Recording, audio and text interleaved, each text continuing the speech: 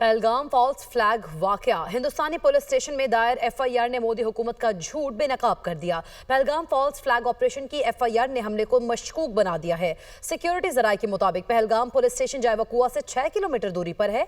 FIR के अपने मुताबिक पहलगाम हमले को 1:50 से 2:20 तक जारी रहा। सिक्योरिटी जराये के मुताबिक सिर्फ 10 मिनट में 2:30 पर एफआईआर दर्ज हो जाती है। 10 मिनट में एफआईआर दर्ज होना पहले से बनाए मंसूबे का इशारा देती है। पहले से तयशुदा मंसूबे के तहत नामालूम सरहद पार दहशतगर्द नामजद भी हो जाते हैं।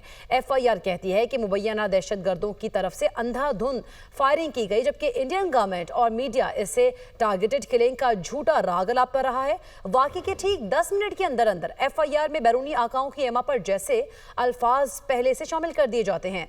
और एफआईआर के सामने आने से मोदी हुकूमत का पहलगाम फॉल्स फ्लैग का भोंडा ड्रामा बुरी तरह से बेनकाब हो चुका है।